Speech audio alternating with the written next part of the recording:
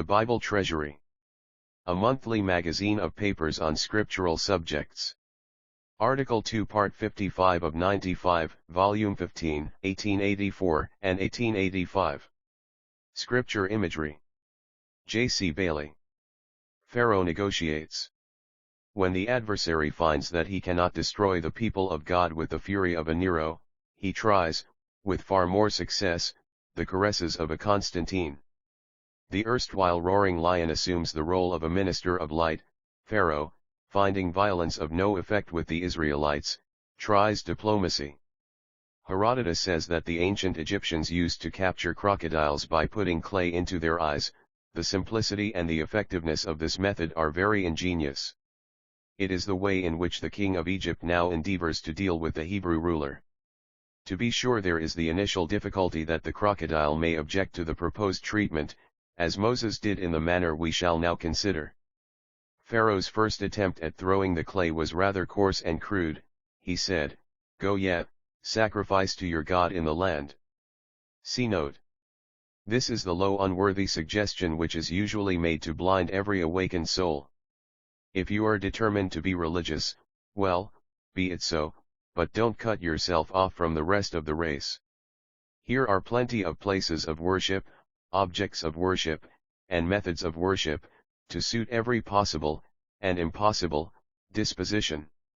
Choose one of them and do not, with more than Pharisaic self-sufficiency, separate from them all and condemn them all.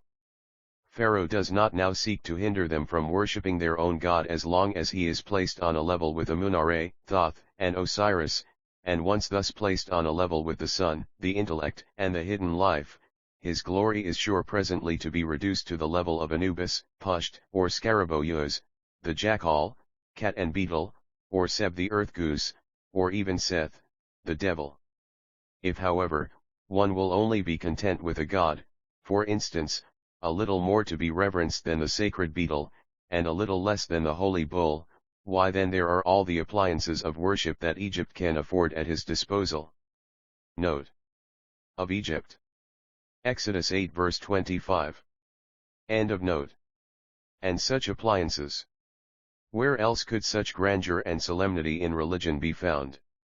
It is adorned all the way down from the Second Cataract to the Delta with the most magnificent temples the world has ever seen. The Karnak was approached by an avenue nearly 2 miles long of vast granite sphinxes, the temple itself huge enough to hold 30 modern churches, its central hall large enough to contain a couple of modern cathedrals. Where has there ever been a more imposing and gorgeous ceremonial, a more venerable and learned priesthood, a more majestic ritual? Apparently, Egypt was the place of all others to be religious in, especially now when it showed itself so tolerant, or latitudinarian, as to admit a new deity. But toleration springs from principle, latitudinarianism from policy, and there is as much difference between them as between zeal and bigotry. Bigotry will inflict suffering for a cause, zeal will endure it. The bigot's mind is like the pupil of the eye, the more light you pour on it the more it contracts. See note, but the zealous mind is like a flower, which the light expands and colors. The tolerant man is often zealous, while the latitudinarian is often bigoted. In Christendom, latitudinarianism ends, as its name ends, in Arianism. Note. A figure used by a strange coincidence independently by two eminent writers. End of note. The test of Pharaoh's first proposal is constantly arising in a large and historic sense. The first disciples of Christ had to turn their backs on the glorious Temple of Solomon when the spiritual Egypt had captured it and made it a place of idols. God was no longer to be found there when his Son had been dishonored. They elected to worship in the caves and dens of the earth. Heaven, Lord, is there where'er thou art. Later on there came a time when the spiritual Egypt proposed to the people of God that they should mingle their worship with the revived Babylonish idolatry, but there were found not a few who had the fidelity to prefer the bleak mountainsides and caverns of Scotland, or the Vaudois valleys to the magnificence of a St. Peter's Cathedral, as those who preceded them had preferred the catacombs to Jerusalem's temple, or the waste-howling wilderness to the Karnak of Thebes. The same principle and choice arise in the history of every converted soul. Which will you have, a sensuous religion without God, or God without sensuous religion. You cannot have both, though Pharaoh proposes that you should, but that is only his clay, coarse and crude it is too, simple mud. His second attempt is much more adroit, the clay of better quality, more plastic and adhesive. He says, I will let you go, only ye shall not go very far away. Now that seems a fair enough proposal. Why should one travel farther than is needful? And who is to determine the precise distance? All distance is relative. Reasoning thus, the soul will find itself settled in a new Haran, on a kind of borderland of spiritual life, a land of earthly worship and fleshly associations, a land of doubt and danger. It is a poor condition when a man shall say, how near can I live to the world without being involved in its judgments? Is it wrong to do this? It cannot be much harm to do that.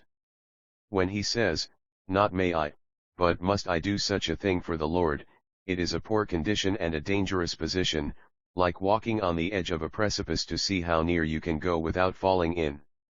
An eccentric man engaging a coachman asked some of the candidates how near they could drive to the edge of an adjacent cliff. Some of them said they could go within the breadth of a threepenny bit. At last, came one who said he would go as far away from it as ever he could. This one was instantly engaged. To these two Machiavellian propositions the seer, firm to resolve, stubborn to endure, makes answer with that calm dignity which gives far more evidence of an inflexible purpose than all the tempestuous wrath which has been shown against him. We will go 3 days' journey into the wilderness, and sacrifice to the Lord our God, as he shall command us. Exodus 8 verse 27. That is the shortest distance that must separate Israel from Egypt, 3 days, death and resurrection. 3 days' journey carried them to the other side of the Red Sea, that Red Sea where God's righteousness is vindicated, where justice strikes and mercy saves. It is the type of the cross, where in an infinitely larger sense judgment was executed and salvation was accomplished, and which ends for the disciple the course of Egypt, and begins that of the wilderness. In that cross, the world is crucified to him and he to it.